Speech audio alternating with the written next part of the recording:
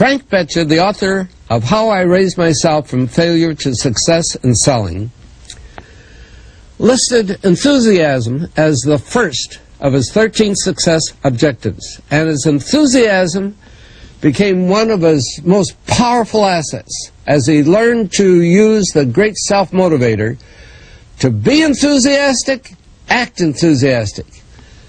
As the eminent teacher and psychologist William James has so conclusively proved, the emotions are not immediately subject to reason, but they are always immediately subject to action. We can achieve nothing important until we have enthusiasm. Now, Dr. Hill will explain how you can develop a feeling of enthusiasm for all that you do. Our 8th visit brings us to the subject of enthusiasm, which may be likened to steam in a boiler, which, when it is controlled and turned on, starts the wheels of machinery into action. Someone has said that knowledge is power. That is only a half-truth, for knowledge becomes power only when it is put into action for the attainment of a definite objective. Enthusiasm is one of the more powerful means by which we may put into action our education, experience, and knowledge. Spoken words without enthusiasm are often ineffective, and sometimes they can be actually boresome, as you of course know if you have noticed the effect a speaker without enthusiasm has on his listeners. I have known lecturers to hold audiences spellbound for 2 hours, yet when members of the audience were asked to tell what the speaker had said, they could not remember. But what they did remember was that the speaker got their attention and held it. And now let me explain why enthusiasm has such a powerful impact upon the minds of those who come under its influence. To begin with, I believe you'll be interested in knowing that your brain and every other person's brain is both a broadcasting station and a receiving station, which sends out thought vibrations and picks up those sent out by other people. When you turn on your enthusiasm, you step up the vibrations of thoughts which go out from your brain so that they reach and affect other people more quickly. As a matter of fact, you can send out thoughts which have been so stepped up with silent enthusiasm that they will reach and influence other people to whom you direct your thoughts. This is a fact which has been known to psychologists for ages, and it is also known to most master salesmen who use this method to condition the minds of their prospective buyers before they ever talk with them. You must have observed that enthusiasm is very contagious, that it engages the attention of those who come under its influence and causes them to respond in a similar spirit of enthusiasm. I once heard Andrew Carnegie say that if you turned loose one man who thought in terms of intense enthusiasm in an industrial plant employing thousands of people, this man's enthusiasm would very quickly reach and influence every person in the plant. And he said it made not the slightest difference whether the enthusiasm was negative or positive, constructive or destructive.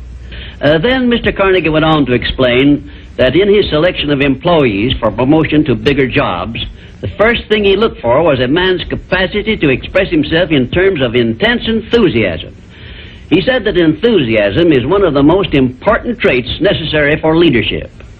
The most successful lawyers are not necessarily those who know most about the legal profession, but they are those who know how to influence courts and juries with their belief in their cases and have a great capacity for expressing themselves with enthusiasm. When you are introduced to another person, you have a marvelous opportunity to sell yourself favorably to that person by the extent of the enthusiasm you express in accepting the introduction. When you shake hands with another person, you have also a fine opportunity to make a favorable impression by the warmth of enthusiasm you put into that handshake. If there is anything which leaves me flat and unfavorably impressed when I'm introduced, it's an extended hand which feels like a piece of cold ham and acknowledges the introduction with a cold, canned, pleased to meet you, with no signs of enthusiasm back of it. Now, right here, let me give you a brief course in salesmanship, which may be of value to you the remainder of your life. When you meet anyone on whom you wish to make a favorable impression, when it is a stranger you have not previously met or someone with whom you are already acquainted, do these things. 1, Turn on your enthusiasm and so modulate your voice with it that you definitely make the other person feel you are happy to communicate with him. 2, when you shake his hand, take a firm grip on it and give it a quick, firm squeeze at the end of each word you express in your greetings. For example, say, "How do you do? I am so very glad to meet you." Do not crush the hand, however, as I have known some people to do. 3, then, if you begin the conversation, be sure that you direct it to some subject of interest to the other person. And 4, follow through by eagerly asking questions which will keep attention focused upon the other person. Then, when you are ready to have the other person hear what you have to say about yourself or your interest or your business, he will have been prepared to listen attentively. I've often told my students of salesmanship that the best possible way for one to sell himself to others is to first sell the others to themselves. That counsel was sound when I began training salesmen over 30 years ago, and it is still sound. When I was a youngster in school, I discovered that the teachers from whom I learned most were those who expressed the greatest enthusiasm in their teaching. And I have heard an experienced doctor say that the enthusiasm he carries into the sick room with him has more to do with helping to bring about a cure than all the medicine he can prescribe. Enthusiasm is an expression of a positive mental attitude, and it has long been known to doctors that a positive mental attitude stands high on the list of influences which give one sound health. I have heard it said, for example, that only one thing causes stomach ulcers, and that is worry or a negative mental attitude. And only one thing can cure stomach ulcers, and that is a positive mental attitude. It seems that disease germs cannot live and thrive in the bloodstream of one whose mind is always positive. I have still another very important observation concerning the power of enthusiasm, which I wish to give you. I have observed that prayers expressed with intense enthusiasm bring much quicker and more satisfactory results. Now, you can try this for yourself and be convinced.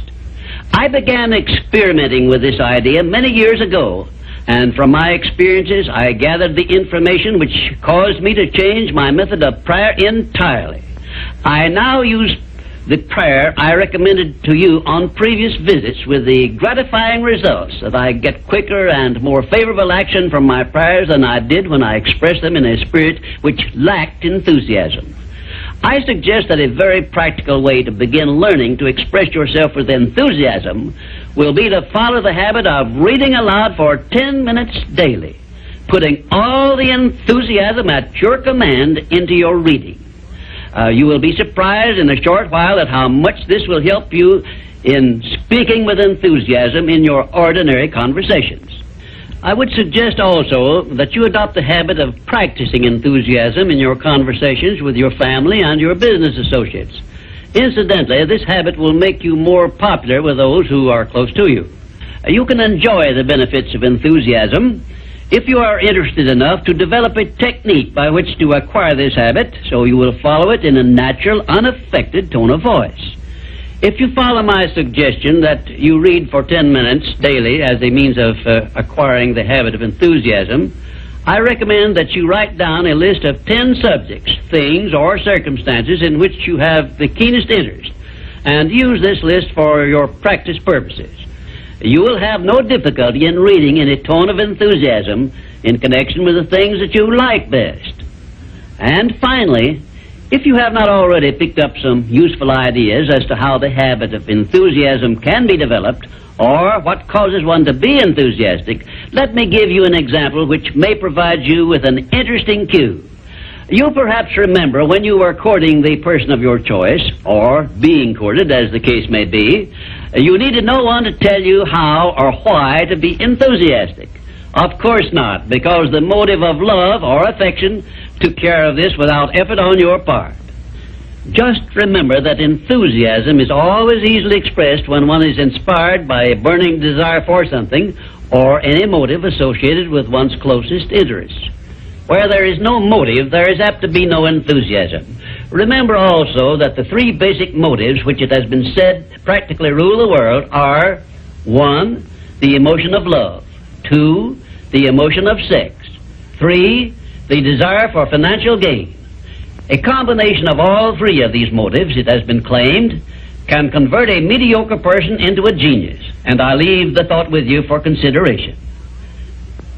And now, until our next visit, I ask that you try the habit of moving with enthusiasm in all of your daily work and see how much better you will feel.